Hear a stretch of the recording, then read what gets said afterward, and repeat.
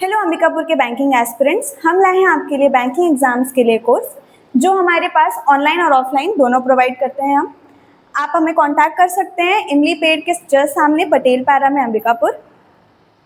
जो भी कोर्सेज हैं हमारे उसमें हम क्या क्या सर्विसेज प्रोवाइड करते हैं पहले ये जान लेते हैं। हमारे पास है विजुअल सेटअप, दैट मीन्स हमारे पास प्रोजेक्टर का सेटअप है जहाँ पर आप हमें विजुअल अच्छी क्वालिटी में सारा कंटेंट जान सकते हैं।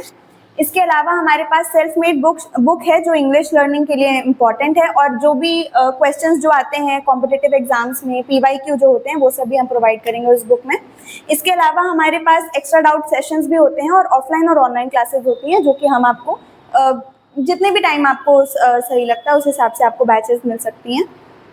नेक्स्ट थिंग जो हमारे पास है वो है कि आप हमें जब चूज करेंगे तो आपको क्या मिलेगा, एक परफेक्ट सक्सेस सेटअप जो आपको कभी भी अगर आप बैंकिंग एग्जाम चाहते हैं फिर कोई भी सेंट्रल रिलेटेड एग्जाम चाहते हैं उसके लिए हम आपको प्रोवाइड कर सकते हैं। The next thing is banking exams. अगर आप बैंकिंग एग्जाम को टारगेट कर रहे हैं तो आपको ये पता होना चाहिए कि क्या क्या फेजेस होते हैं जिसके अंदर हमारा बैंकिंग एग्जाम होता है।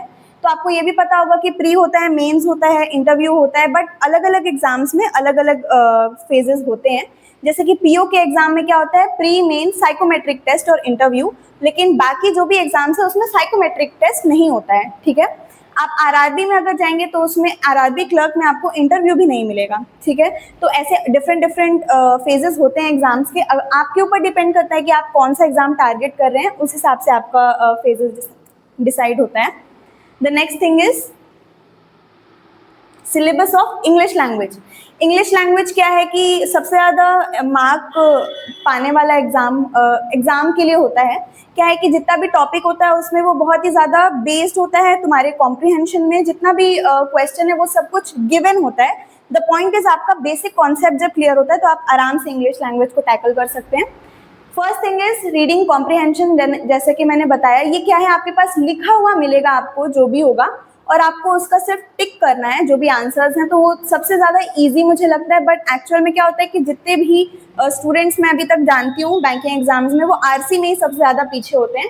तो the main thing about RC is time management, तो वो भी हम यहाँ पर बहुत आसानी से समझ सकते हैं। इसके अलावा है क्लोज टेस्ट, पैरा जम्बल्स। ये दो चीज़ ऐसी है जो आप बचपन में पढ़े हैं, बट द थिंग इज आप अभी भी बेसिक कॉन्सेप्ट उसका नहीं जानते हैं, जिसके कारण ये दो क्वेश्चन हम अच्छे से टैकल नहीं कर पाते।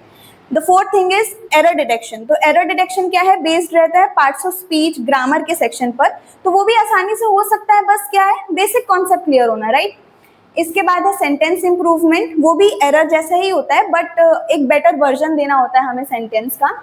The next thing is fill in the blanks, जो कि क्लोज टेस्ट और फिल इन द ब्लैंक्स एक जैसे लगते हैं, but that is not how you do it. जो क्लोज टेस्ट है वो एक ब्लैंक जो होता है वो ग्रामर बेस्ड होता है या फिर कॉन्टेक्स्ट बेस्ड होता है, वैसे ही फिल इन द ब्लैंक्स भी होता है, लेकिन उसमें सिंगल या डबल दोनों हो सकते हैं।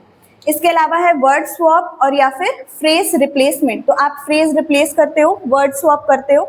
यहाँ पर A B C ऐसे अलग अलग ऑप्शंस होते हैं, E तक ऑप्शंस होते हैं, उसके हिसाब से हमें रिप्लेस करना होता है फ्रेज को।